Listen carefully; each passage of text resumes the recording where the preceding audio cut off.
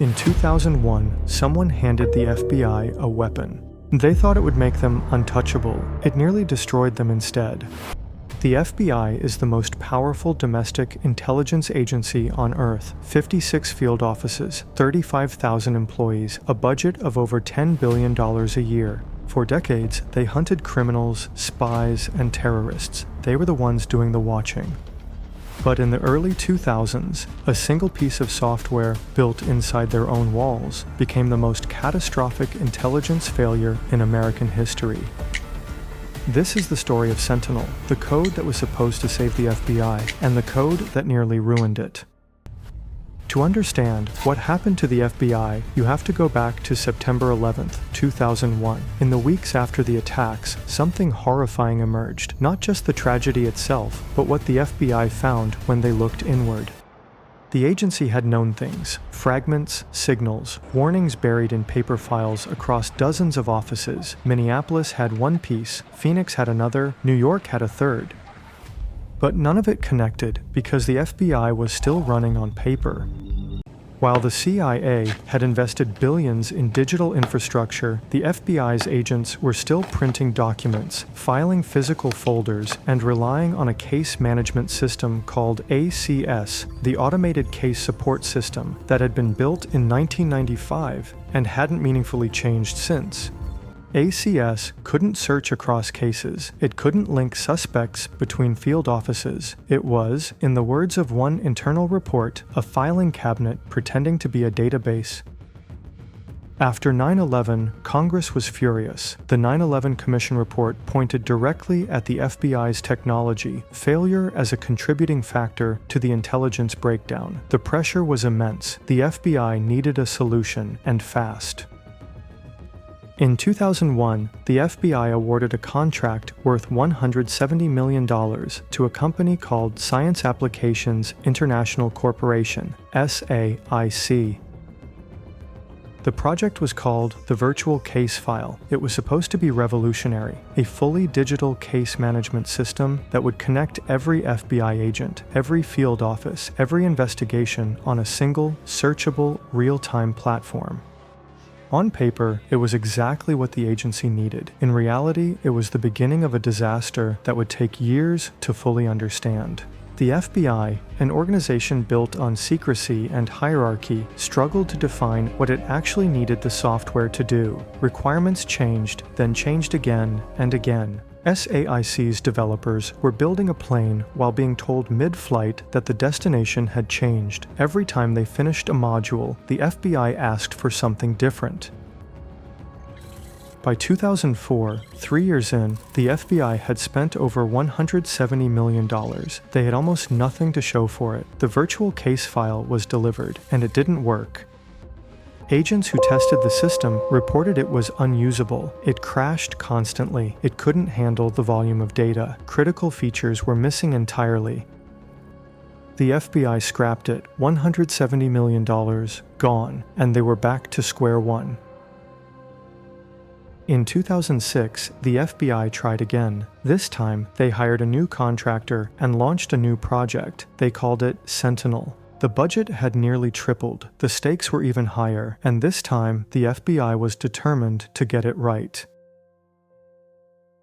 Sentinel was designed in phases. Phase 1, digitize existing case files. Phase 2, build search and workflow tools. Phase 3, integrate everything into a single, agency-wide platform. By 2010, it should have been complete. By 2010, after 4 years of development and over $405 million spent, only 2 of 4 phases had been completed. The FBI's own Inspector General released a report that described the project as dangerously over budget, behind schedule, and delivering functionality far below what had been promised.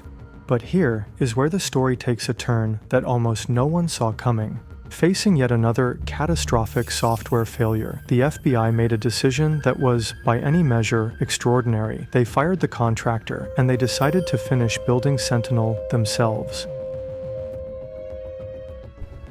A small internal team of FBI developers, fewer than 40 people, took over one of the most complex government software projects in American history. They adopted an approach called agile development. Instead of planning everything in advance, they built in small, rapid cycles, testing constantly, adapting constantly.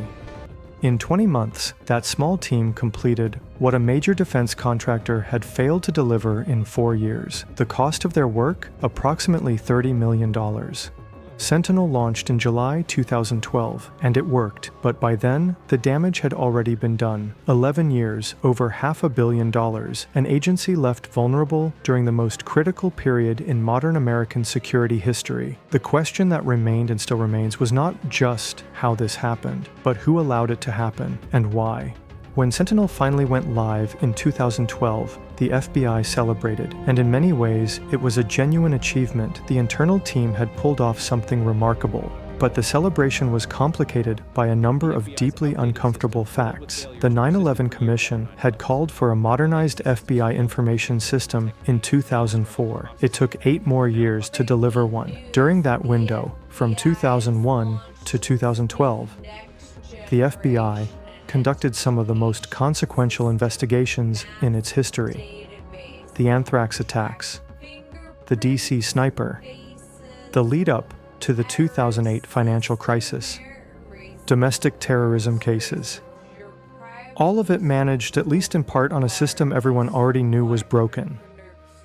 We will never know with certainty what was missed, what connections weren't made, what cases were slowed, what intelligence was siloed in a filing cabinet in a field office somewhere that never made it into the right hands at the right moment. That uncertainty is perhaps the most chilling part of this story. The story of Sentinel is not just a story about the FBI, it is a story about what happens when institutions built for one era are forced to operate in another. The FBI was designed around secrecy, compartmentalization, and physical evidence. Every instinct of the organization ran counter to the openness, connectivity, and network integrity holding at transparency that modern technology requires. Traffic from Los Angeles to Chicago is Asking the FBI optimal. to build a digital Rerouting nervous secondary system nodes to maintain was, stability. in many ways, All systems green. asking Monitoring it continues. to fundamentally rewire how it thought about information. What Sentinel revealed painfully, expensively, was that technology alone is never the solution. A tool is only as effective as the institution willing to wield it. Government technology projects fail at an extraordinary rate. Studies suggest that over 40% of large-scale government IT projects are either abandoned or deliver substantially less than promised. The FBI was not an exception, it was the rule. And the pattern continues today. Systems that are years behind, budgets that spiral, contractors paid billions for software that never ships. The code changes, the failure stays the same. In the end, the FBI did get its system. Sentinel works. Agents use it every day. The case files are digital. The connections are searchable. But 11 years passed. $500 million disappeared, and somewhere in that gap between what the FBI knew and what it could share, there are answers to questions we never got to ask. The code didn't ruin the FBI with malice. It ruined it with bureaucracy, with ego, with the oldest enemy of all progress, the stubborn belief that the old way was good enough. If this story mattered to you, subscribe to Crypt Files, turn on notifications, because the next file is already open.